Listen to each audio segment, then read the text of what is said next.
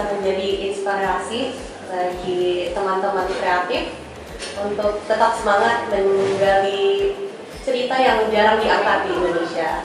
Jadi sebenarnya tradisi Cina Peranakan itu yang kami bawa di film ini ya itu berdasarkan kultur tradisi yang Cina Peranakan memang udah ada gitu, memang ada di sejarah Cina Peranakan di Indonesia, tapi mungkin di generasi sekarang udah mulai terlupakan gitu.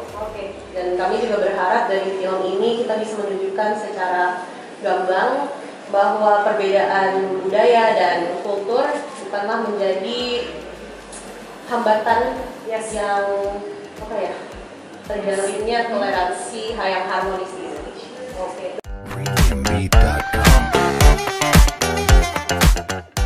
Sebenarnya ketertarikan awal itu ketika penulis Abdul Swastia menceritakan cerita ini ke kita, Riwet Films, bahwa ada nih cerita horor dengan tema yang menurut saya sendiri saat itu benar-benar ini baru sih, karena saya aja nggak tahu gitu.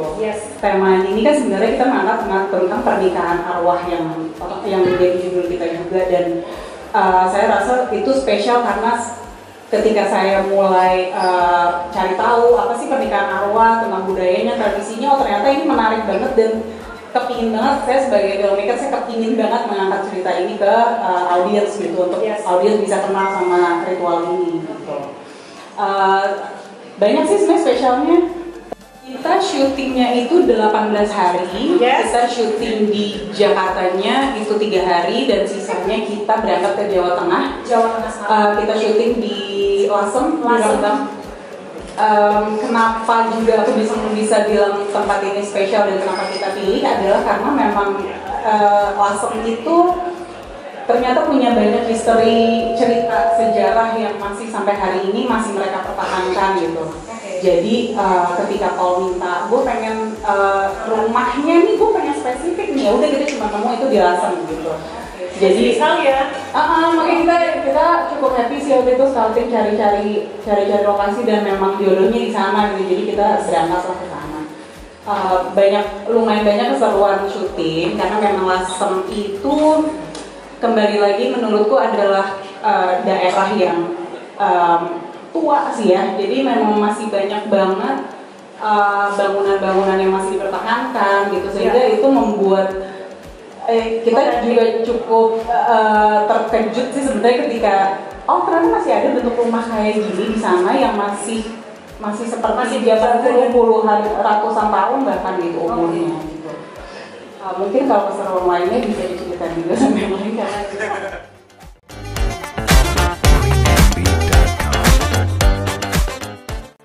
sebelum ini saya pernah mendengar tentang tentang ritual pernikahan arwah ini. Ya, walaupun tidak terlalu mendalam. Jadi setelah research dan melihat nonton banyak dokumenter tentang ini dan bicara dengan research dari kami juga, makin melihat ini potensi untuk mencekam, potensi untuk creepiness-nya, untuk terornya sangat besar. Mengerikan pokoknya ya Mas ya? Iya, apalagi dengan cerita yang diciptakan dan dirajut dengan cukup indah sih menurutku oleh Arga dan Aryo. Itu jadi benar-benar potensi untuk terornya sangat besar dan menggunakan elemen-elemen seperti lilin, dupa, dan ritual-ritual melibatkan altar dan elemen-elemen visual itu ternyata sangat bisa digunakan untuk naik turunkan teror dan mengontrol suhu horor semua film gitu. Dan itu kita coba lakukan sebisa mungkin. Dan banyak banget elemen yang bisa dipakai, yang kita coba mainkan mulai dari rumahnya sendiri.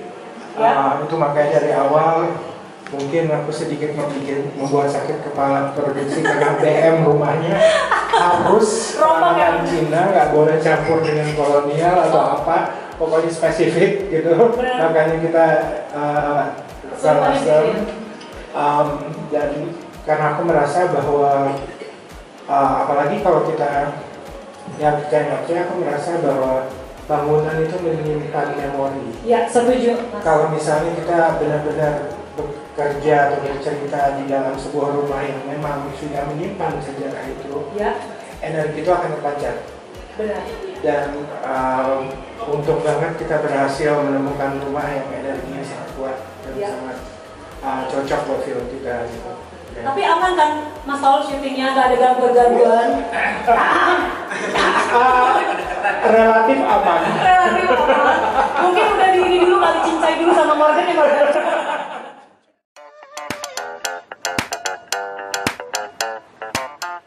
Di tahun 2017 ya kayak. Dari 2017 itu kita ngobrol-ngobrol, terus akhirnya tercetuslah sebuah ide tentang mengangkat sebuah cerita tentang pernikahan Ya. dengan adat Tionghoa. Ya. Kemudian dari situ kami juga mengembangkan cerita ini sampai ke mungkin medianya genre tertentu yang punya tidak hanya sekedar romance misalnya, karena pernikahan terkait dengan romance, tapi juga sesuatu yang bisa mengangkat sejarahnya Tionghoa Indonesia di cerita ini. Lalu akhirnya kami kepikiran untuk membuat ide cerita yang akhirnya sekarang menjadi pernikahan arwah The Butterfly House. Karena kami percaya, kami merasa bahwa lewat horor itu kan selalu ada sejarahnya. Misalnya kayak ada misalnya tempat, satu rumah gitu, atau satu daerah, satu bangunan, satu hutan misalnya. Iya, ada hantu itu di situ.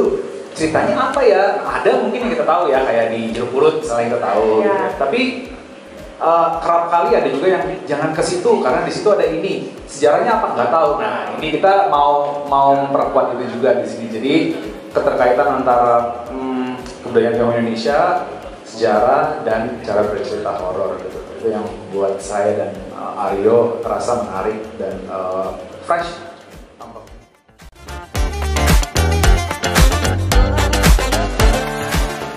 Perasaannya seneng banget ya, karena jarang banget cerita film horor di Indonesia yang mengangkat tradisi budaya Tionghoa gitu. Jadi ini mungkin kesempatan yang cuma datang sekali sih. Jadi kayak ya udah, ayo. Padahal saya jarang ambil film horor gitu karena saya takut. Oh, kamu takutan sebenarnya? Iya, maksudnya jarang ambil film horor. Kenapa? Karena kan rata-rata film horor itu kebanyakan itu menjual jump scare kan. Jadi kayak aduh, saya mikirnya ntar kalau syutingnya kalau banyak jump scare takut beneran gitu. Okay. Tapi ternyata setelah ketemu sama Kak Paul, Mas Aldo dan Kak Dus, itu ternyata ceritanya kuat banget narasinya, secara narasi, dan yang bikin spesial seperti kata Kak Dus bilang tadi, ini adalah mengangkat tradisi budaya Tionghoa. Ini saya pernah dengar pernikahan arwah, cukup familiar tapi nggak tahu secara detail karena mungkin di generasi saya sekarang atau generasi yang lebih muda emang udah nggak ada lagi kayaknya yang melakukan ritual pernikahan arwah gitu. Jadi risetnya paling saya nanya sama orang tua saya nanya sama orang yang lebih tua di keluarga saya, sama ngobrol banyak sih sama Kak Paul. Oke. Perihal tentang karakter Salim, korelasinya Salim dan Tasya, Salim dan aduh nggak boleh spill tapi Salim dan tahan. Dan banyak aspek dalam pernikahan arwah gitu. Jadi lebih banyak ngobrol.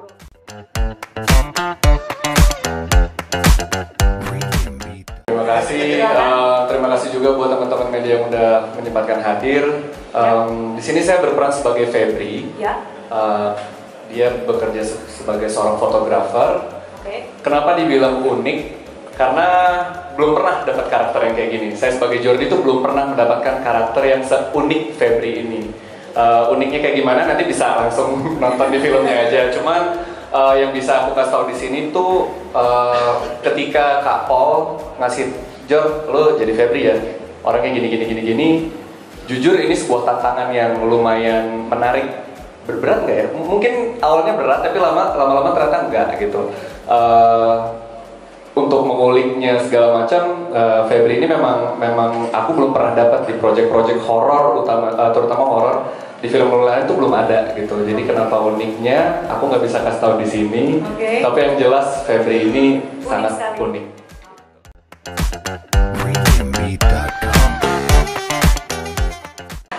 Untuk proses development karakternya Mehwa tuh sebenarnya yang pasti ngobrol dulu sama Kak Paul, dia pengennya kayak gimana.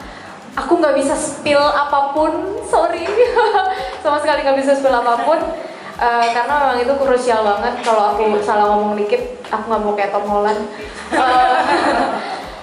Jadi setelah ngobrol sama Kak Paul, aku lebih banyak lihat foto gitu. Karena memang tadi juga udah dikasih tahu bahwa aku adalah leluhurnya Salim. Aku lebih banyak lihat foto tahun-tahun segitu, dengerin lagu tahun-tahun segitu. Karena memang Mehwa adalah seorang penyanyi. Mau nyanyi katanya sekarang juga ya? Aku mau jadi kapiten aja sekarang. Ya seputar itu sih yang bisa aku kasih tahu. Dan yang pasti maksudnya kalau misalnya secara keaktorannya ya aku mencari tubuhnya Mehwa kayak gimana. Karena kan tubuh perempuan Tionghoa peranakan zaman dulu sama zaman sekarang pasti beda banget kan, cara mereka membawa diri dan segala macam. Jadinya akhirnya aku lebih konsen ke psikologis sama fisiologisnya gitu.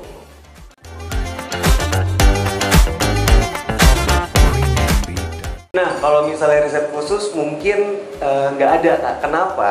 Dari tadi juga udah dibilangin, di produksi ini aku disuguhin. Aku jujur sebagai aktor merasa udah happy banget karena dari semenjak aku casting, aku tuh udah dikasih gambaran karakternya kayak gini loh lah. Kak Paul ada sendiri di bagian aku casting, datang hadir sambil kita udah discuss karakter Banu itu seperti apa. Jadi dari aku casting, kita udah ngobrolin tentang Banu. Pas aku kepilih menjadi Banu, kita hanya ngobrol. Nah, jadi kayak tadi juga udah dibilang kita ada sesi berdua, jadi kayak one on one gitu ya? Iya, one on one. Pertama one on one, habis itu kita di grouping sesama pemain, nanti kita di grouping. Nah, di situ kita discuss nih. Discussnya juga mungkin dari sesama yang di grouping itu kita bisa ngasih masukan. Boleh ya sama Paul ya. Jadi kita bener-bener open discussion untuk keadaannya seperti apa di sini.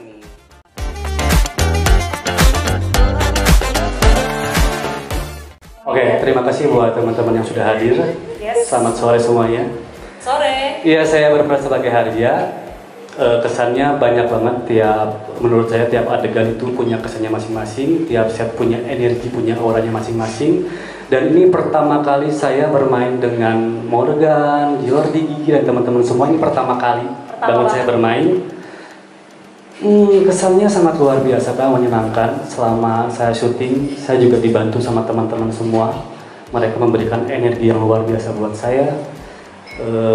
Mereka bermain dengan total sampai saya pun sebagai Harja bisa ke bawah. Terus sama Bang Paul juga, terima kasih banyak selama di lokasi.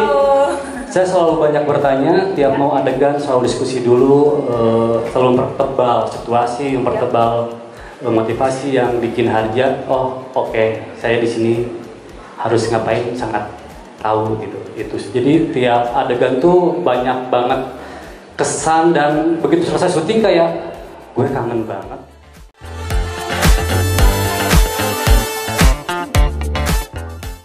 Boleh di-share ke teman-teman media. Sebelumnya terima kasih untuk teman-teman media yang sudah hadir untuk hari ini. Yes. Dan untuk ini dari segi bonding ya, dari karakter Arin dan Tasya. That's a really good question. Mungkin teman-teman di sini tahu. Jadi kalau misalkan untuk bagaimana caranya bonding, pasti dari awal Kak Paul itu saat reading dia ngasih reading yang untuk per grup sama berdua-berdua. Jadi dari setiap scene dan dibutuhkan dari dua orang ini akan dipertemukan. Dari awal Kak Paul udah kasih arahan untuk aku sama Zulfa harus seperti gimana, dan kita itu background karakternya seperti apa dijelaskan lagi. Tapi dibalik itu aku nggak bisa berhenti bersyukur untuk teman-teman mainku di sini ya, untuk Kak Morgan, untuk Jordi, untuk Gigi, untuk Alam, Kak Ahmad dan lain-lain. Di sini memang aku dibantu untuk selalu tetap kita tuh bareng-bareng terus.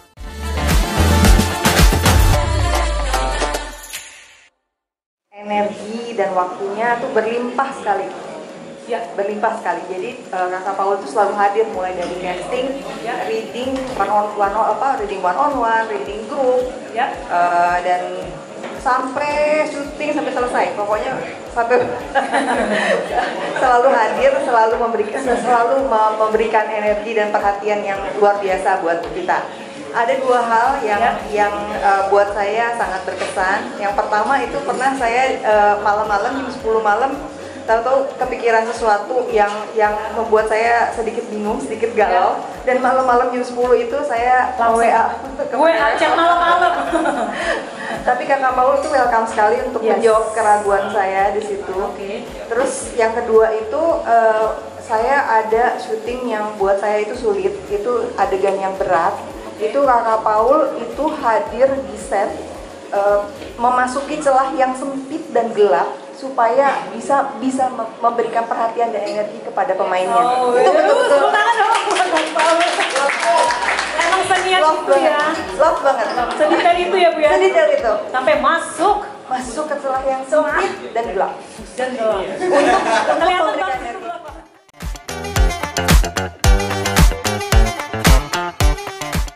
Ini sih buat gue pengalaman yang gue udah tunggu-tunggu banget. Gue sama Paul, kita udah kenal lama. Saya sebagai pendatang baru dan filmmaker muda.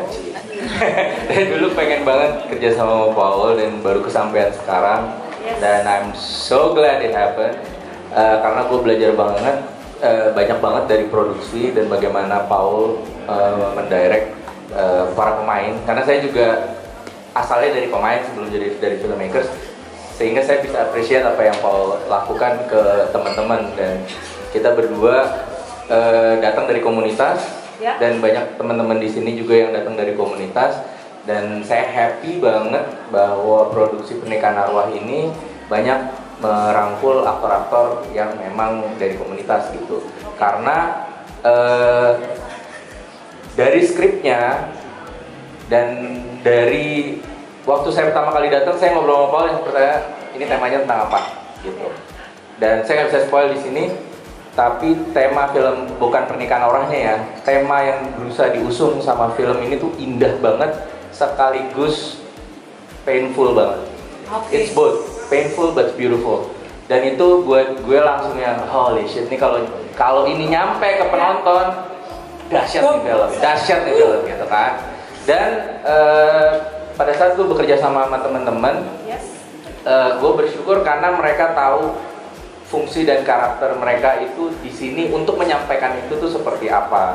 Dan cara Paul men-treat para pemainnya, kita harus benar-benar terima kasih banget karena seorang sutradara menyempatkan waktunya untuk reading dengan kalian.